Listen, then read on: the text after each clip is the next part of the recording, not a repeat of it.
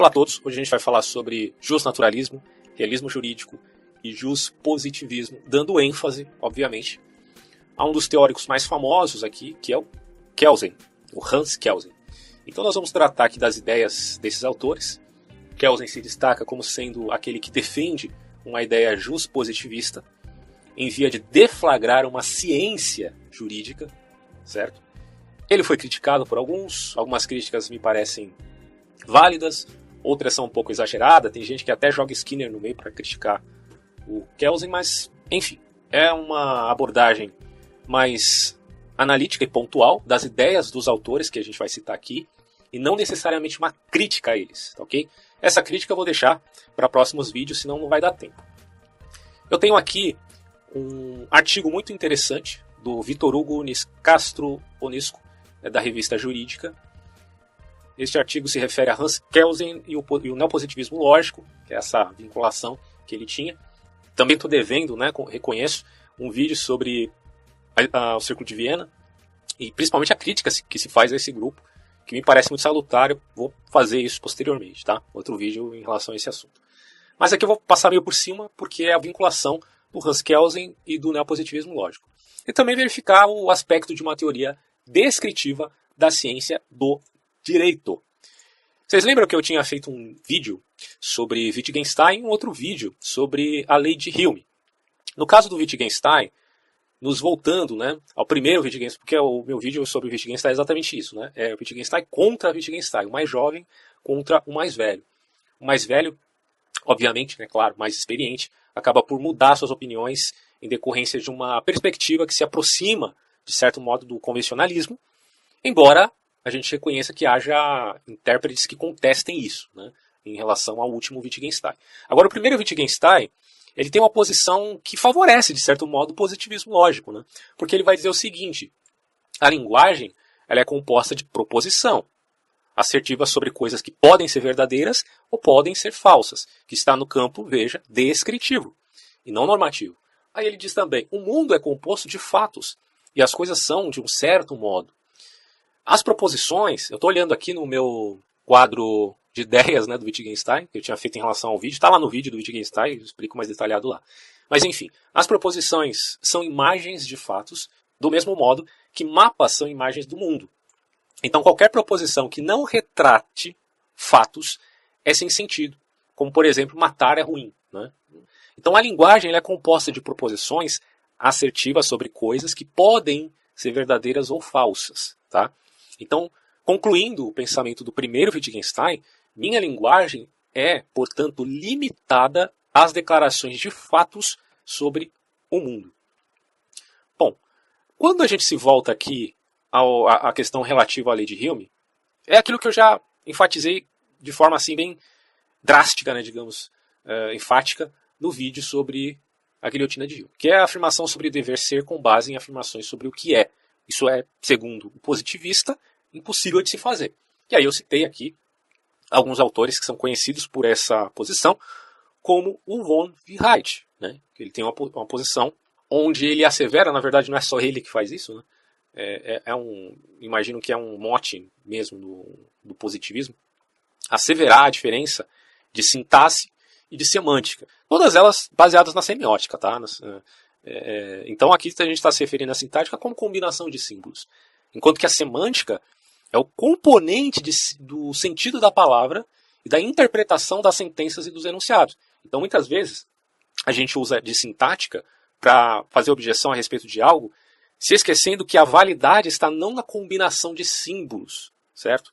Que é basicamente a sintática, mas também e principalmente na interpretação da sentença e enunciados, conquanto o sentido das palavras e a relação delas com o objeto. Aí é a semântica. Então quando você tem a crítica que esse autor faz, os dois citados lá no vídeo que eu fiz sobre guilhotina de Hume, que é o Max Black e o John Searle, você vai perceber, obviamente, que ele vai usar dessa argumentação. Porque você pode ocultar um prescrever nas preposições, dizendo que isso é meramente descritivo, porque derivar dever ser de dever ser é possível. Mas derivar, apesar que o von Wright parece que não compartilha dessa ideia, mas, a meu ver, é possível. Agora, derivar o dever ser diretamente de um ser no sentido puro, e não no sentido, digamos, sintético ou misto, aí não seria possível, tá? Então, quando o Max Black fala, a pessoa A pode vencer a pessoa B no xadrez, e a única maneira, aí a primeira proposição, a segunda seria a única maneira de vencer, dado o contexto do jogo, é movendo uma determinada peça, e conclui-se, portanto, que a gente deve mover a rainha, ou que no caso do exemplo que seria a peça determinada para se ganhar. Bom, aí você percebe que a única maneira aqui, da segunda sentença, poderia ser substituída por um deveria. Então, ele deveria mover tal peça, e assim, movendo tal peça, ele ganharia, né? Ou seja, no aspecto sintático, a gente percebe que, no exemplo do Max Black, você está derivando o dever ser de ser. Mas no aspecto semântico, a gente logo compreende que há aqui uma prescrição oculta. Mais ou menos se dará também na contra-argumentação do John Searle, que vai ser contraposta pelo Longhide também. Tem lá o vídeo que eu fiz baseado num artigo muito interessante sobre esse assunto, vai tratar de tudo isso. Por que eu estou falando novamente dessas questões? Porque a gente vai falar do Hans Kelsen, né? E ele vai trabalhar com esse tipo de argumentação também, para formular, enfim, uma ciência do direito, certo? Que, como eu disse, alguns vão criticar, mas a gente não vai aqui pontuar por enquanto as críticas e sim as ideias do autor. Precisa conhecer, né, a ideia do autor primeiro, aí para fazer então as críticas posteriores. Então, meus caros, baseado nesse artigo da Revista Jurídica e também baseado aqui no resumo do Reale, História da Filosofia, volume, esse aqui é o volume 7, nós faremos então essa síntese. Começando, primeiro, por definir algumas questões importantes, porque às vezes tem gente que não está acostumado com o juridiquês, né? Inclusive eu, porque eu não fiz direito, fiz filosofia, né? Então, mas aqui, enfim, a gente vai trabalhar com esses resuminhos que são bem pontuais e complexos. E completos, melhor dizendo. Não é, pelo contrário de ser complexo, na verdade é simples. Então aqui, ó, você tem uma síntese do justnaturalismo, do realismo jurídico e do justpositivismo. Trabalhando aqui com alguns autores importantes, tá? No caso do justnaturalismo, a gente vai falar sobre o Gustav Radbruch, certo? Que é um dos grandes expoentes dessa corrente justnaturalista. Claro que existiram vários autores, mas aqui é pontuado pelo Reale de maneira a falar daqueles que se destacaram na história. Não todos, mas aqueles que foram mais enfáticos nessa defesa. Então, no desenvolvimento deste curso de História das Ideias Filosóficas, nós temos diversas teorias de filosofia do direito, tá?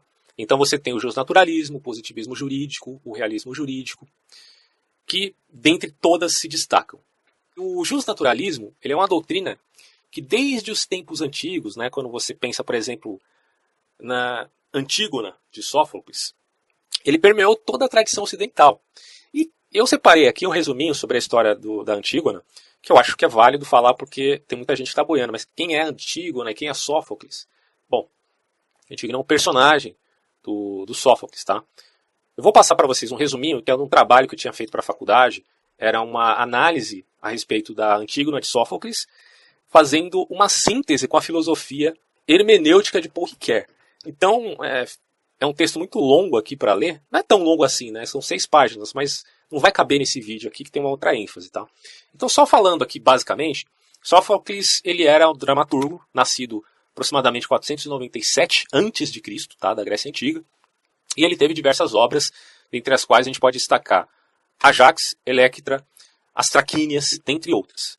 Mas dentro da trilogia que começa com Édipo, o rei, e depois Édipo em Colono, a gente pode dizer que Antígona, parte final dessa obra, dessa trilogia, por ocasião daquilo que Aristóteles chamaria de oposição entre lei natural versus lei positiva, é um texto de extrema atualidade, até para a questão relativa ao direito, né? Bom, a história começa com um diálogo entre Antígona e sua irmã Ismênia, ambas inquietas por conta das adversidades ocorridas lá na família delas, além da nova lei estipulada pelo rei Creonte. Veja só, rei Creonte estipulou uma lei, e o Creonte era tio delas. Bom, em síntese, Antígona e Ismênia, assim como Etéocles e Polinices, eram irmãos, todos filhos de Édipo e Jocasta, tá? Então, considerando que estamos falando de uma trilogia, obviamente ela dá sequência a uma história anterior, e claro, é fundamental que conheçamos toda a trama como um conjunto completo. O nome do Édipo virou um termo popular por conta da psicologia freudiana, e logo não é difícil pressupor o motivo deste drama, ou no caso deste personagem.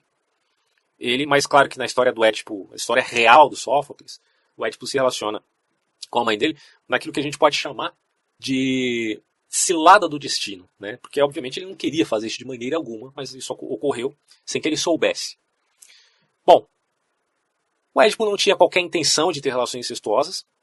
No entanto, por uma questão vinculada àquilo que os gregos chamam de roda da fortuna, né, a cilada do destino, e na verdade a roda da fortuna são momentos de boa ou má sorte, né? Isso aí depende da situação do sujeito ali em relação à sua história. Ele desavisadamente mata seu pai e casa com sua mãe. E esse tema, que inicialmente parece bizarro e revoltante, está na verdade envolto numa grande trama que termina em tragédia. O Édipo fura seus próprios olhos quando descobre, né, esse terrível infortúnio e se torna um homem errante até a sua morte. Mas enquanto o segredo se manteve oculto, ele era o grande rei de Tebas, né? E por conseguinte teve filhos com Jocasta, sua mãe. Seus filhos também foram surpreendidos pela vida. Por conta de um destino tão cruel, Édipo amaldiçoa a si mesmo e por consequência sua própria família. E aí está o problema, né? Amaldiçoa a família, aquilo vai acontecer inevitavelmente nas gerações posteriores. Esse é um pensamento antigo que você vê em outras civilizações também, né? Como dos semitas, né? Quando, no caso, Noé amaldiçoa seu filho Cão, toda a geração de Cão está então comprometida. Na verdade, ele amaldiçoa a geração mesmo. Bom, isso reverbera mais rapidamente sobre os seus dois filhos, Etéocles e Polinices. Após a morte do pai, eles decidem inicialmente fazer um revezamento, né, no trono de Tebas. Cada um reinaria durante um ano, dando lugar ao outro, dentro de um processo periódico. Mas, infelizmente, Etéocles não cumpriu sua parte do acordo, né, sempre tem um traíra, né, no meio dessa história toda. Isso deixa o Polinices revoltado. E ele então decide ir a Argos, uma cidade vizinha que era inimiga de Tebas, e ali ele se casa com a filha do rei. Isso é visto com fúria pelos tebanos, né? Sendo interpretado como uma grande traição. Porém, a coisa fica pior quando o suposto irmão traidor, influenciado por sua esposa, desafia o trono de Tebas com o exército dos seus inimigos. E é justamente nessa batalha que os irmãos morrem um pela mão do outro. Com Édipo morto e não tendo mais nenhum descendente do sexo masculino, Creonte, irmão de Jocasta, cunhado de Édipo, se torna rei de Tebas e sua sobrinha, veja, Antígona, a princesa, que era filho do Édipo, é prometida ao filho de Creonte, que é o Émon. Toda essa tragédia poderia ter acabado aí. No entanto, o novo rei tebano emite um decreto proibindo as honras fúnebres a Polinices. Mas por que ele proibiu as honras fúnebres a Polinices? Bom, porque Polinices, por conta da traição do irmão, acabou se casando com uma mulher de uma cidade vizinha que era inimiga de Tebas, né? E por isso ele foi tido como um traidor. Ele foi traído e traiu, supostamente, foi tido como um traidor por Creonte. Qualquer pessoa que transgredisse essa lei acabaria por ser morta, então, né? A lei do Creonte que ele estipulou ali arbitrariamente. No entanto, vejam vocês, senhores, Antígona, antes da batalha em que seus dois irmãos são dizimados, teria prometido a Polinices que caso, isso é quando ele estava vivo, óbvio, que caso este fosse morto, ela iria sepultá-lo conforme as tradições do seu povo. E nesse ponto cabe ressaltar que os gregos eles tinham uma concepção muito forte quanto à relação entre os homens e os deuses. Quer dizer, você tem a religião pública e a religião dos mistérios. No caso da religião pública, eu já tratei isso em outros vídeos, você logo percebe a necessidade intrínseca de relacionar este culto com as homenagens fúnebres do morto, né?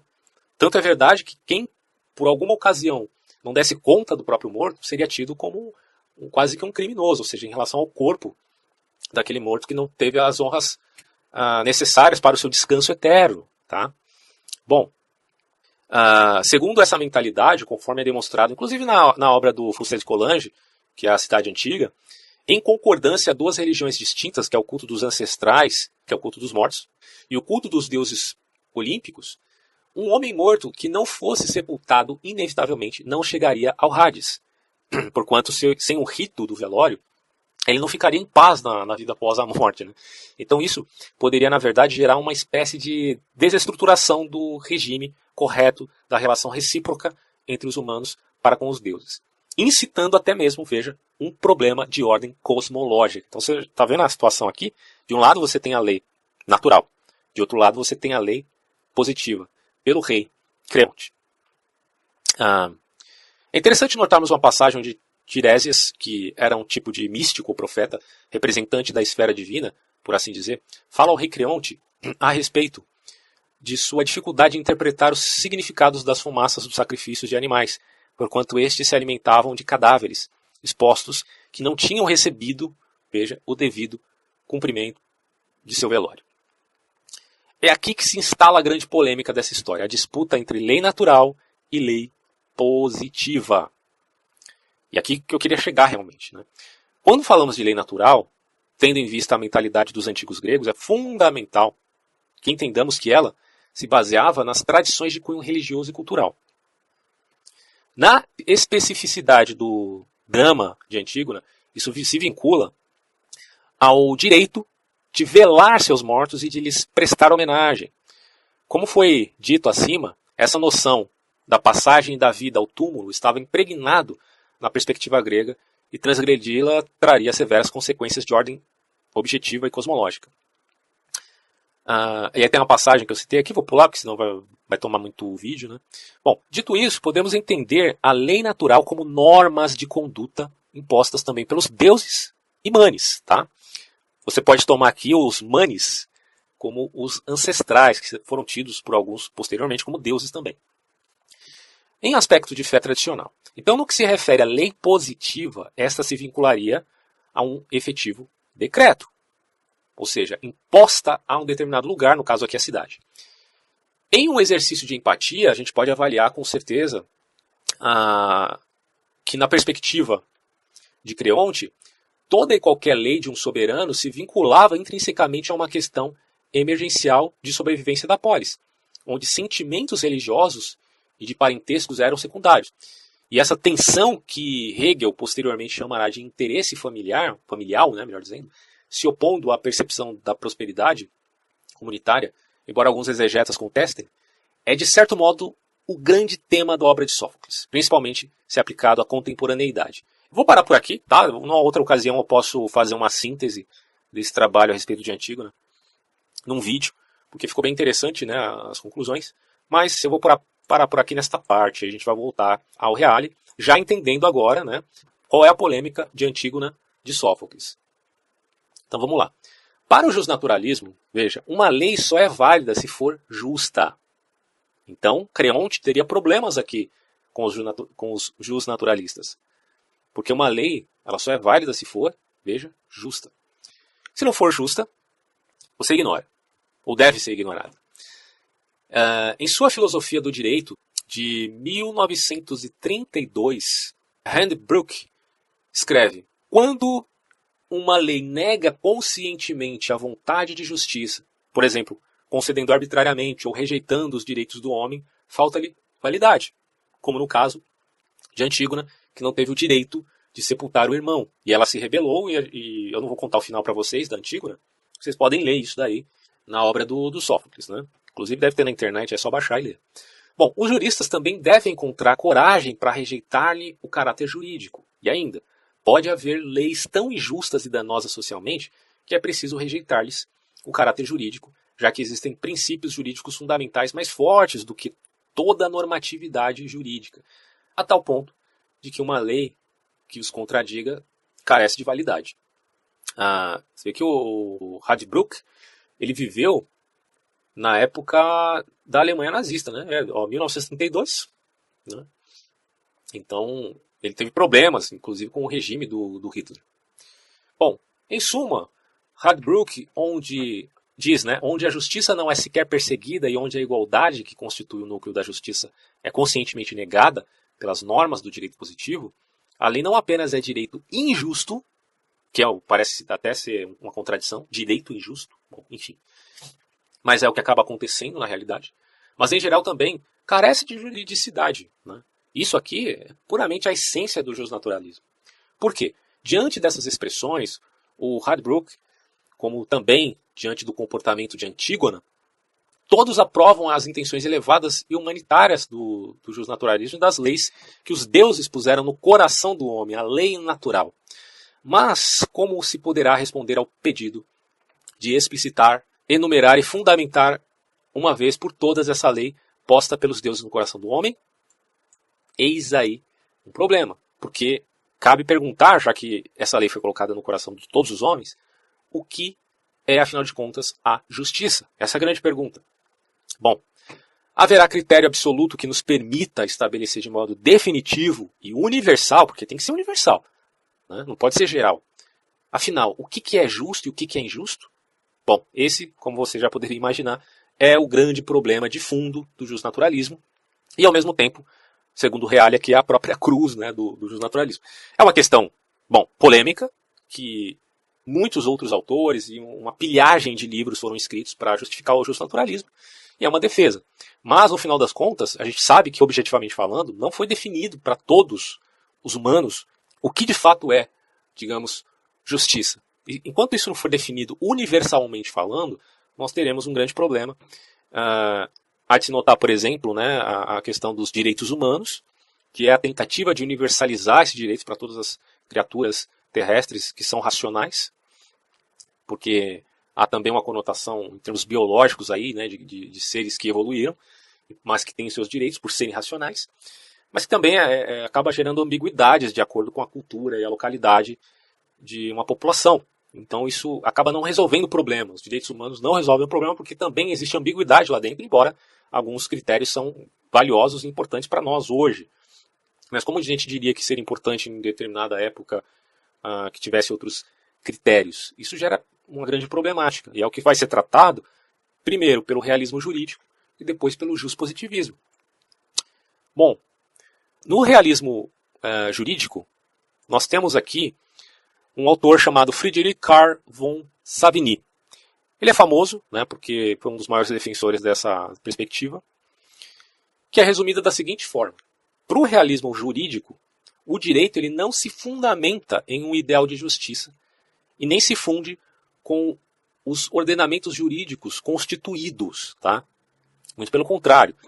O direito ele surge da realidade social, onde os comportamentos humanos fazem e desfazem as normas de conduta. Basicamente, o realismo jurídico pode ser resumido dessa forma.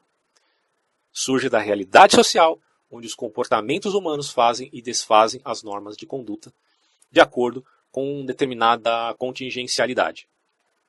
Direito não é norma justa, ou a norma válida, e sim a regra eficaz que emerge da vida vivida pelos homens. Tá?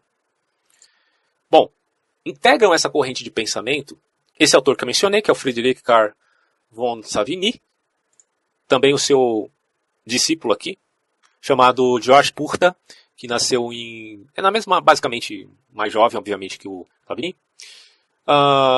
E eles eram representantes do romantismo jurídico que vê no espírito do povo e no direito consuetudinário as fontes primárias do direito. Tá? Lembrando, né, que o direito consuetudinário é o direito que surge dos costumes. Basicamente, é exatamente o que o realismo prega. Né? Surge dos costumes de uma certa sociedade. Bom, tem um outro autor também chamado Hermann Kantorowicz, que numa obra chamada A Luta pela Ciência do Direito, de 1906, ele sustenta que ao lado do direito estatal, existe também um direito que tem o mesmo valor, que é o direito livre. Então você tem o direito estatal e você tem o direito livre. O direito produzido pela opinião jurídica dos membros da sociedade é exatamente esse direito livre, tá? Que é conhecido pelas sentenças dos juízes, pela ciência jurídica. Quer dizer, esse direito ele vive independentemente do direito estatal e é, aliás, o terreno onde nasce esse tal direito estatal, baseado naquilo que é positivo, que é escrito. Outro autor chamado Eugene Ehrlich, que em A Fundamentação da Sociologia do Direito, escreve que o centro da gravidade do desenvolvimento do direito está na própria sociedade mesmo, e que constitui erro aquilo que hoje muitos acreditam, que todo direito é produzido pelo Estado com suas leis. A maior parte do direito tem sua origem imediatamente na sociedade, enquanto é ordenamento interno das relações sociais. Tá? O outro autor, Philipp Heck, que, como representante principal da escola de Tübingen, quis contrapor a jurisprudência dos conceitos à jurisprudência dos interesses. Lembrando que jurisprudência é o conjunto, né, das decisões e interpretações das leis. Então você tem a jurisprudência dos conceitos e a jurisprudência dos interesses, onde as leis são consideradas como as resultantes dos interesses de caráter material, nacional, religioso e ético, que se enfrentam em toda a comunidade jurídica e lutam para serem reconhecidos. Mais recente, quem defendeu essa corrente de pensamento de uma maneira bem radical foi o Oliver Wendell Holmes, que era um autor norte-americano, durante muitos anos juiz da Corte Suprema dos Estados Unidos. Ele foi o primeiro, no exercício de sua função de juiz, a rejeitar o tradicionalismo jurídico das cortes e a introduzir uma interpretação evolutiva do direito, mais sensível às mudanças da consciência social, tá? Como diz aí o Norberto Bobbio. Bom, ao lado de Holmes, devemos colocar também um outro autor chamado Roscoe Pond, que, numa obra chamada Interpretações de História Jurídica, sustentou a necessidade de pensar o direito não como um organismo que cresce por causa ou por meio de alguma propriedade a ele inerente, e sim como um edifício construído pelos próprios homens a fim de satisfazer aspirações humanas, que é continuamente consertado, restaurado e ampliado. Tá? E isso para atender ao crescimento e à mudança das aspirações e também à transformação dos próprios costumes que inevitavelmente acontecem na sociedade. Mais tarde, o Pond orientou-se no sentido de um justnaturalismo que não deixava de considerar a história. Então você tem aqui uma adaptação, uma síntese de justnaturalismo com realismo deste autor. Beleza, falamos então agora a respeito do justnaturalismo, um pequeno resuminho com alguns autores e também do realismo jurídico. Agora a gente vai falar do autor principal aqui, que eu queria enfatizar, que é o Hans Kelsen. Mas antes de passar essa parte aqui da história da filosofia, eu vou trazer para vocês um resuminho mais completo aqui, que é o do artigo que eu tinha mencionado, da revista Jurídica. Ele faz algumas definições que são importantes para então entender mais adequadamente aquilo que o Hans Kelsen tentou passar em termos de validar uma ciência jurídica. Vamos lá. O Hans Kelsen nasceu em 1881, em Praga. Ele morreu em 1973, em Berkeley, Califórnia. Ele foi um dos maiores expoentes do positivismo jurídico moderno e suas obras se destacam pelo rigor de sua análise e por seu apego a uma concepção científica de mundo, que toma a ciência como mera descrição linguística de seu objetivo. Aí você já entendeu uma coisa importante. Né? Kelsen faz essa diferença de ver e descrever. Tá? Então ele toma a ideia positivista de que a ciência deve ser uma descrição. Okay? E nesse caso a descrição linguística de um determinado objeto. Bom, essa concepção da ciência possibilitou Kelsen elaborar uma de suas obras mais famosas, que é a Teoria Pura do Direito, que eu deixei o link aí também disponível para quem tiver o interesse de ler. Nessa obra, como em todo o seu escrito posterior, Kelsen propôs uma concepção de ciência do direito totalmente isenta de juízo de valor, ou seja, a neutralidade costumeira do cientista positivista, no caso aqui do cientista do direito, é condição imprescindível para o conhecimento jurídico. E é nesse sentido que se pode ligar o pensamento keynesiano com a proposta do movimento filosófico denominado Círculo de Viena, né? Também conhecido por neopositivismo, ou positivismo lógico. Bom, esse movimento ele tem como característica principal a concepção da ciência como linguagem rigorosa que verte os dados do mundo, o que demonstra a adoção de uma teoria descritiva da ciência. Para uma clarificação melhor dessa doutrina descritiva da ciência, faz-se necessário uma incursão no pensamento neopositivista lógico, e aí é o que eu queria entrar aqui nesse artigo, né, porque ele vai explicar de uma forma bem pontual essa questão, que é a respeito da semiótica. Né? Quer dizer, bom, antes disso ele vai dizer, o neopositivismo lógico constitui em um grupo heterogêneo de filósofos e cientistas, todo mundo deve conhecer isso aí já, ainda vou fazer um vídeo sobre, que assumiu expressividade principalmente em Viena, e daí eles serem conhecidos como Círculo de Viena. Seus encontros sistemáticos tinham a finalidade de discutir problemas relativos à natureza do conhecimento científico, certo? A epistemologia, e teve vários autores ali que participaram desse movimento e se tornaram conhecidos. O Kelsen, ele esteve presente em algum desses encontros, tá? Não necessariamente ele era efetivamente parte do Círculo de Viena, mas enfim, bom, ele esteve nesses encontros. E você tem um certo quê de relativismo, né, na ideia dele, a gente vai perceber isso logo logo. A maior característica desse movimento seria então a redução da epistemologia à semiótica, tá? E a semiótica nada mais é do que teoria geral dos signos. Então você tem aqui a sintática, a semântica e a pragmática. Para quem já estudou português na escola, né, imagino que saiba o que representa, né, a sintaxe, o que representa a semântica. Eu já mencionei aqui. Mas eu vou explicar pontualmente de acordo com o contexto relativo ao aspecto jurídico. A sintática, também conhecida ou denominada como sintaxe, é a teoria da construção de toda a linguagem. Quer dizer, uma linguagem está formada por 3 classes de elementos.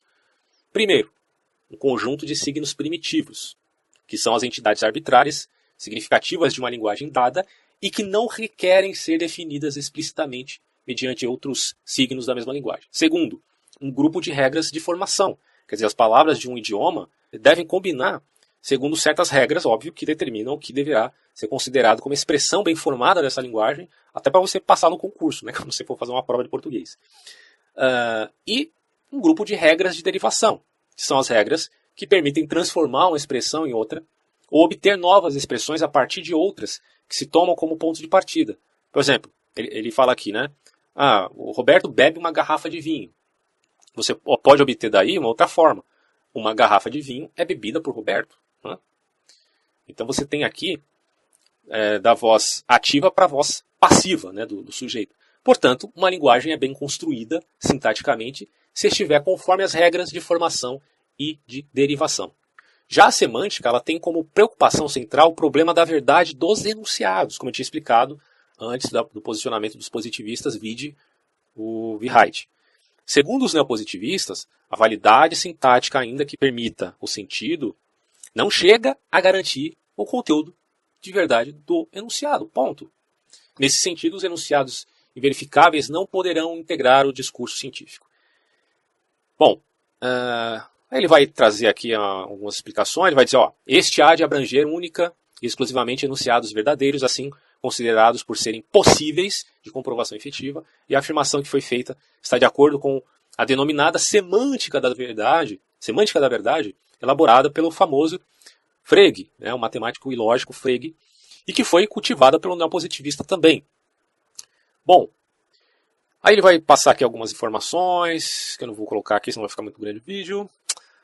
Isso aqui é interessante. De tudo isso que foi dito, se pode entender o porquê dos neopositivistas lógicos considerarem tanto a teologia e a filosofia como pseudo-problemas. Para eles é pseudo-problema. Para Wittgenstein, principalmente o primeiro Wittgenstein, era um problema. Porque as proposições que não tinham como característica a verificabilidade sequer poderiam ser denominadas proposições, mas são pseudo-proposições. Né? Bom, a gente já falou então da sintaxe e da semântica. Falta falar agora da pragmática. Como foi repassado acima, em síntese, agora mais detalhadamente, a pragmática é a relação dos signos com os usuários, ou seja, com o emissor e o receptor do discurso. É a relação que você tem do símbolo, do signo, com o usuário desse símbolo e desse signo. Tá? Os neopositivistas lógicos viam o discurso científico como um discurso muito pobre no ângulo pragmático, retirando, assim, deste discurso todo e qualquer juízo de valor ou ideologia. Porque a ideia, na verdade, era essa, né? Ser o maximamente imparcial possível. Os problemas para contextuais estudos vide pragmática, para o neopositivismo lógico, apresentam-se em uma linguagem natural, sendo, portanto, um tipo de estudo que foge à problemática assumida como relevante. Aí o autor fala, frise-se que não é possível a existência de um discurso, por mais rigoroso que esse seja, ou por mais imparcial que ele se demonstre ser, que ele seja realmente isento de um plano pragmático. Né? Quer dizer, esse aspecto ele pode ser pobremente elaborado no discurso científico, como diz a teoria neopositivista, mas ele possui a função pragmática mínima de descrever o seu objeto de estudo. Tá? E para uma compreensão maior dessa perspectiva de semiótica, faz-se necessário analisar as consequências desse tipo de estudo da linguagem, que é a função que a linguagem assume em determinado contexto de comunicação. Bom, então vocês já entenderam, né, a pragmática. Basicamente é o fato de os neopositivistas terem identificado que no discurso científico da época havia uma falta de elemento pragmático muito forte por conta de determinado juízo de valor, e eles fizeram então questão de retirar do discurso científico qualquer tipo de juízo, principalmente no aspecto ideológico, para fomentar, portanto, essa possibilidade de gerar um discurso mais pragmático e menos valorativo. Tá? Ou seja, um discurso descritivo e menos vinculado à normatividade. Ok? Aí o autor fala também, como a linguagem serve para o homem para diversos fins, quando o emissor de uma mensagem a dirige a um receptor, sempre há uma intenção de produzir no outro algum efeito, né? Portanto, a decodificação da mensagem se dá, em grande parte, no plano pragmático da linguagem. E existem várias funções que a linguagem pode assumir, como descrever objetos, prescrever conduta, expressar situações subjetivas, introduzir e interromper a comunicação, concretizar alguma ação, questionar e assim por diante. Toda e qualquer mensagem, desde as mais simples às mais complicadas, raramente encerra uma única função, aparecendo como se fossem espécies puras, né? Mas sempre haverá uma função dominante, tá? Esse é o ponto. Bom, a despeito das inúmeras funções exercidas pela linguagem, para os termos restritos desse trabalho, serão analisados apenas a linguagem, aí o autor falando aqui, o aspecto descritivo e a linguagem prescritiva. Então você tem o descritivo como aquilo que se refere ao aspecto de criticidade e a linguagem prescritiva em termos de conduta. A primeira função linguística, que é a descritiva, é a linguagem própria à transmissão de conhecimento. Tá? Até conhecimentos vulgares, né? Não só científicos. Que ela trabalha com os valores de verdade ou falsidade. E aí é que eu tinha falado aqui sobre Wittgenstein, né? Baseado nesse conceito agora de que a linguagem ela é composta de proposições assertivas sobre coisas que podem ser verdadeiras ou falsas, em termos basicamente aqui descritivos. Tá? Primeiro Wittgenstein. Né? Bom, trabalhar com os valores verdade e falsidade. Então, um enunciado será verdadeiro se os fatos relatados tiverem realmente acontecido ou vierem a efetivar-se, e falsos se não se verificarem na conformidade do que foi descrito. Então, a linguagem científica se expressa por meio de uma função descritiva, pois simplesmente descreve os objetos que lhe são propostos. E a linguagem prescritiva de condutas é a linguagem própria para expedição de ordens ou de comandos, e projeta-se sobre a região material da conduta humana, canalizando-se no sentido de implantar os valores do emissor de discurso. E a linguagem das normas, onde há o destaque para as normas jurídicas, né, não guarda relação com os valores de verdade, isto é, as propriedades ser falso ou ser verdadeiro, entre aspas, não podem ser atributos ou atribuídas à linguagem prescritiva. E aí você tem a questão também da hierarquia da linguagem que eu queria pontuar aqui. Né?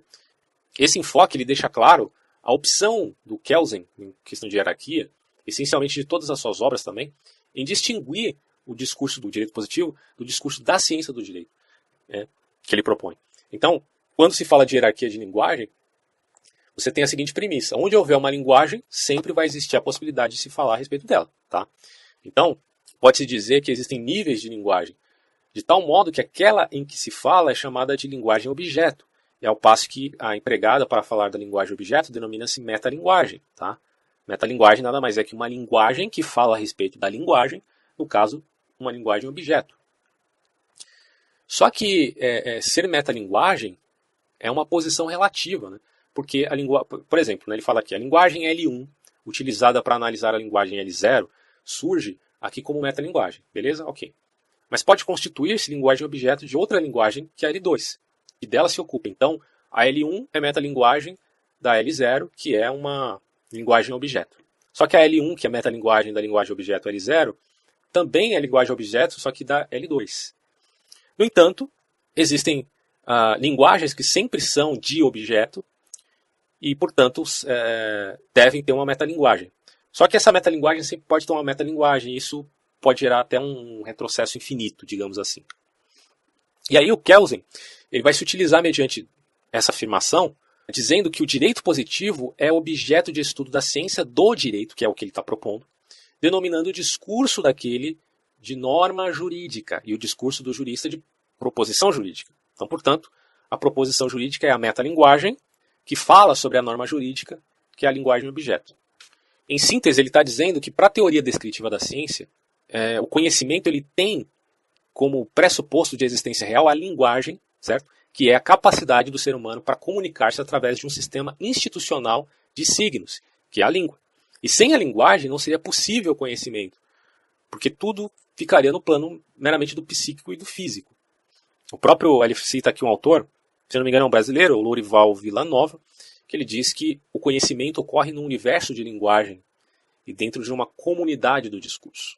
Em suma, essa hierarquia, né, de linguagem vai ao infinito entre linguagem, objeto e metalinguagem, porque jamais ocorrerá uma última linguagem, né, que seja insusceptível de transformar-se em linguagem objeto, né? Ela sempre pode se transformar em linguagem objeto. Bom, nós entramos então no direito positivo, porque ele é o objeto de estudo do jurista descritivo, que lida com a ciência do direito. E aí faz-se necessário demonstrar o conceito desse objeto, geralmente aceito entre esses estudiosos da ala do Hans Kelsen. Por direito positivo, entende-se o conjunto de normas em vigor num determinado estado. Ordenamento jurídico brasileiro, por exemplo, ou espanhol, italiano e por aí vai. A linguagem do direito tem como objetivo as condutas humanas e sua função é prescritiva de condutas. E nessa função linguística, o emissor da mensagem canaliza as condutas no sentido de implantar os seus valores. Por exemplo, no Estado de Direito, o ordenamento vigente impõe às condutas dos cidadãos os valores que a sociedade considera os mais importantes para a consecução, né, do bem comum. E muitos são os autores que expressam com exatidão a função exercida pelas normas jurídicas, né, que é: altera-se o mundo físico mediante o trabalho e a tecnologia que o potenciam em resultados. E altera-se o mundo social mediante a linguagem de normas, uma classe da qual é a linguagem das normas do direito. Aliás, quando se fala de revolução semântica ou linguística, né, você tem muitos expoentes agora investindo nisso. Né? Não vamos fazer revolução com armas, vamos fazer revolução na linguagem, porque mediante isso a gente pode mudar até mesmo o senso comum das pessoas. A linguagem tem esse poder. E a linguagem prescritiva do direito positivo, ela trabalha com os valores de validade ou não validade. Tá? Não faz sentido perguntar se uma norma é verdadeira ou falsa, mas se ela é válida ou inválida. As normas jurídicas, elas regulam as condutas humanas por meio de modais deônticos. Aí você fala, mas que cargas d'água é isso? Bom, é simples. Modal, ele significa a modalidade, né? Então, sempre que você ouvir esse termo em lógica, você já sabe que ou é modalidade, modo, enfim. Então, quando se fala de modais deônticos, em termos lógicos, isso é usado para analisar formalmente as normas ou as proposições que tratam acerca de normas. E isso nada mais é do que você fazer descrição de prescrição, né? Isso é o que a gente chamaria de modais deônticos, certo? Então você tem aqui, na avaliação do autor, o permitido, o proibido e o obrigatório. Ou seja, atingindo somente os fatos e condutas possíveis. A linguagem prescritiva do direito não regula as ocorrências factuais e os comportamentos necessários e impossíveis, e não teria eficácia alguma qualquer norma que, por exemplo, proibisse a morte, né? Porque isso faz parte da natureza humana, então não faz sentido querer proibir uma coisa dessa, como diz o próprio Wittgenstein também.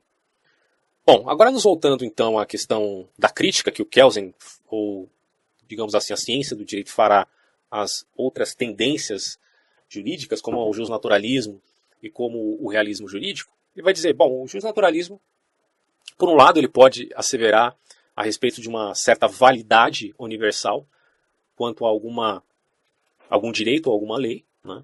Porque existem leis juridicamente válidas e até mesmo eficazes, mas ele não tem como falar a respeito de um critério absoluto de justiça. Né? Que critério é esse, já que ele existe? Onde está? Né?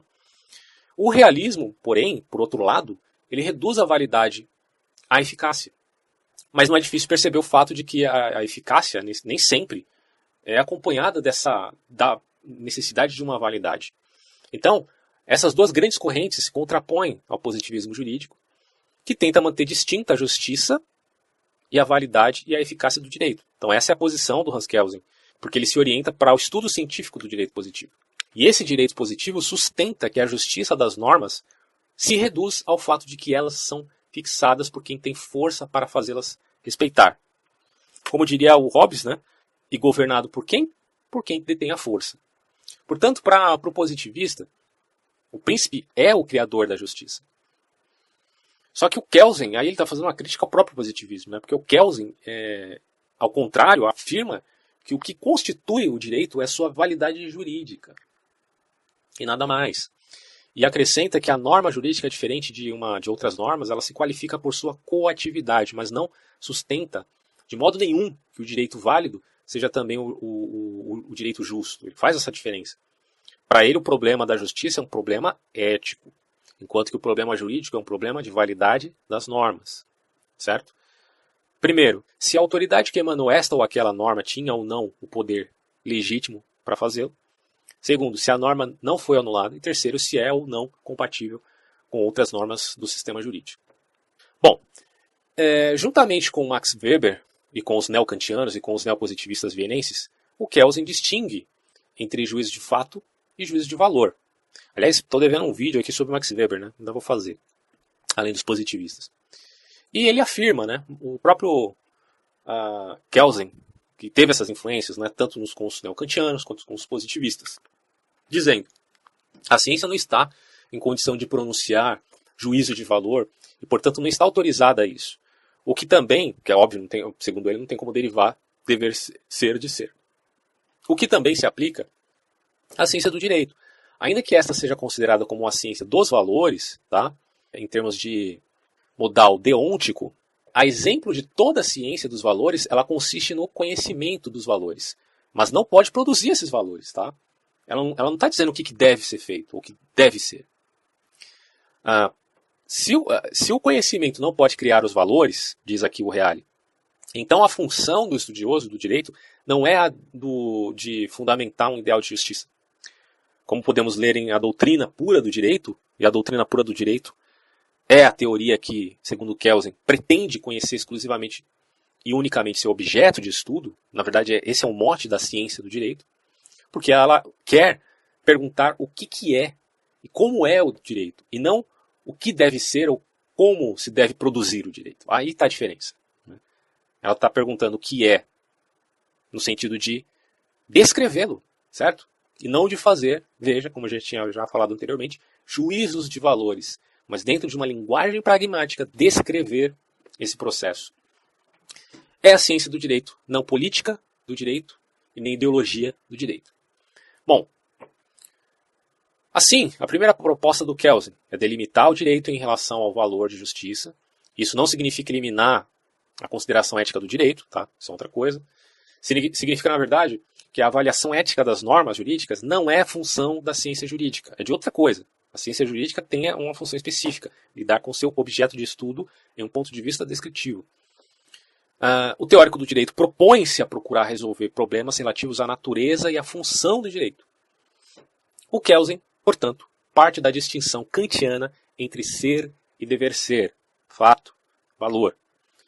Enquanto falamos da natureza através de proposições descritivas, o direito é dever ser. A relação entre os fenômenos naturais é uma relação causal, ao passo que a norma jurídica enuncia uma relação entre acontecimentos por meio de um juízo, que não se baseia no princípio de causalidade, sim em um princípio que Kelsen chama de imputação. Ou seja, a validade do direito ela é mediante a forma e não o conteúdo. E aí cabe dizer aqui, né, que quando a gente fala de relativismo, Kelsen, como eu tinha mencionado logo atrás, o relativismo moral dele decorre exatamente de uma tentativa, né, de encontrar um fundamento universal do direito. E essa essência, digamos assim, ele vai aprender desse conceito, né, que é o de imputação, dentro de uma análise descritiva. E aí o autor continua aqui. Distinguindo a norma jurídica da lei natural, Kelsen diz que a norma enuncia que, dado um acontecimento A, que é ilícito, deve seguir-se a ele um acontecimento B, que é a sanção. Entretanto, precisamente a relação entre o ilícito e a sanção não é uma relação causal entre fenômenos naturais. Perceba a diferença aqui. Mas muito mais a imputação ou atribuição, realizada pela vontade de alguém de uma consequência a um fato que em si mesmo não é sua causa, e sim sua condição. Existe uma correlação, não existe uma causação. São coisas diferentes, né? Aquilo que é correlato e aquilo que é causado. E quando você fala de prescrição, você não está falando de causa e efeito como ocorre na natureza, mas você está falando de elementos relativos a uma condição de correlação, certo? Vamos ver o que mais o Reale vai falar aqui, ó. Que a vontade que quer a consequência enunciada pela sanção é querida pelo Estado. Então o direito identifica-se com o Estado que emprega a força para impedir o emprego da força na sociedade, né? Para impedir o processo meramente vingativo, o Estado age com esse poder nas mãos de provocar a sanção, certo? E aí o direito, nesse processo todo, ele se torna técnica social e organização da força. Bom, aí o Reale vai explicar aqui mais claramente esse conceito de imputação, né? Uma norma jurídica ela atribui uma consequência a uma condição. Isso basicamente significa que a consequência é a sanção e a condição é o ilícito. Tá? Então, mediante a condição do ilícito, você tem a consequência que é a sanção. E na opinião do Kelsen, o ilícito ele não é tal em si mesmo, né, no sentido de que existiriam comportamentos ilícitos em si mesmos. E nem o é pelo fato de ser uma ação proibida por uma ordem. Porque, na opinião dele, uma ação é ilícita quando a ela é atribuída uma sanção, ponto. Então tem que ter, digamos assim, um direito positivo, que atribua àquele determinado comportamento uma sanção. Consequentemente, parece evidente que o conceito de dever jurídico difere do conceito de dever moral. Uma coisa é moral, outra coisa é o dever, no sentido jurídico. Porque, por fato de uma pessoa adulterar, não implica em que ela deva receber alguma sanção do Estado, por exemplo, né? Embora isso seja uma ação moral inadequada. Claro que vai depender também de cada país aí, né? De país que condena. Bom, ao contrário, o dever jurídico é o comportamento com a observância do qual evita-se o ilícito. Isto é, o oposto de comportamento que constitui uma condição para a sanção. Somente a sanção deve ser aplicada. Em outros termos, toda norma contém dois aspectos. Você tem, por um lado, que diz que dado indivíduo deve observar a dada conduta, e esse é o dever ser da norma. Por outro lado, diz que o outro indivíduo deve exercer uma sanção no caso de ser violada a primeira norma. E aí o Kelsen vai dizer o seguinte: tomemos um exemplo, não se deve roubar, porque se alguém rouba, ele vai ser punido. Então, se a gente admite que a primeira norma que proíbe o furto só é válida se a segunda norma relacionar uma sanção ao furto, nesse caso a primeira norma é certamente supérflua em uma exposição exata do direito. Se existe, a primeira norma está contida na segunda, que é a única norma jurídica genuína. Então, uma norma, portanto, atribui uma sanção a um ilícito. Mas para que o juiz seja obrigado a infligir uma sanção, deve existir uma norma ulterior, ou seja, que está além, por seu turno, né? E que impute uma sanção pela falta de execução da primeira sanção. Ou seja, deve existir, portanto, duas normas distintas. Uma que dispunha que um órgão, né, deve aplicar uma sanção contra um sujeito que praticou o ilícito, e que desse ilícito tinha uma sanção, e um outro órgão que deve aplicar uma sanção contra esse primeiro órgão, no caso de a primeira sanção não ser executada. Só que a gente tem um problema, né? O órgão da segunda norma, ele pode ser obrigado por uma terceira norma e aplicar a sanção disposta pela segunda, e esse terceiro de uma quarta, de uma quinta, de uma sexta, e infinitamente. Haveria um retrocesso infinito. Quem vai dar conta, afinal, disso aí? Dessa fiscalização. Bom, mas não se pode retroceder ao infinito, vai dizer o Kelsen. Então deve haver uma norma que seja a última da série. E essa última é o que o Kelsen vai chamar de norma fundamental. E esta norma fundamental, afinal de contas, o que seria, né? Bom, ele vai dizer que essa norma fundamental é a Constituição. Ela é, na verdade, a produtora do direito. Pelo fato que o indivíduo ou a assembleia de indivíduos que aprovaram a Constituição na qual se baseia o ordenamento jurídico são considerados, então, autoridade produtora de direito. Bom, se nós perguntarmos por que se realiza um ato coercitivo, um indivíduo põe outro na prisão, né, a gente vai responder que esse ato foi prescrito por sentença judiciária. Só que cabe a pergunta, por que é válido essa sentença judiciária? Simples, segundo o Kelsen, porque foi criada em conformidade com uma lei penal e essa tira sua validade da própria Constituição. E se nós nos perguntarmos, então, se a Constituição é válida, a gente teria que remontar a uma Constituição mais antiga, até que, por fim, veja, nós chegamos a uma Constituição que é historicamente a primeira. E é ditada por um indivíduo usurpador ou por uma assembleia qualquer, independe do que seja, mas teve uma Constituição primeiro. E a validade dessa primeira Constituição é o pressuposto último, segundo Kelsen, o postulado final, do qual depende a validade de todas as normas de nosso ordenamento jurídico. E aí nós não precisamos fazer, então, esse retrocesso ao infinito. A obra do Kelsen foi de grande valia para se entender o que é e como funciona o direito. Naturalmente, o positivismo jurídico anda de braços dados com o relativismo, mas como eu disse, né, o relativismo moral de Kelsen decorre de uma tentativa de encontrar um fundamento universal do direito, que ele argumenta baseado nisso que nós dissemos, em termos de imputação e constituição. Ele não nos diz o que é justo e o que é injusto, ele deixa livre nossa consciência em relação a isso, ele não define. Entretanto, né, tem uma passagem interessante que no dia 17 de maio de 1952, quando ele deu a sua última aula, ele confessou abertamente não ter respondido, né, a pergunta crucial do direito, que é responder o que afinal é de justiça. E aí ele disse, olha, minha única desculpa é que a esse respeito eu estou em ótima companhia. Teria sido muita presunção fazer crer que eu teria podido alcançar êxito, onde falharam os pensadores mais ilustres. Consequentemente, não sei e não posso dizer o que é a justiça, aquela justiça absoluta, né, que a humanidade procura. Só que eu devo me contentar com uma justiça relativa, segundo ele, tá? Assim, posso dizer apenas o que é justiça para mim, como a ciência é a minha profissão, e, portanto, a coisa mais importante da minha vida, a justiça é para mim aquela ordem social sob cuja proteção pode prosperar a busca da verdade.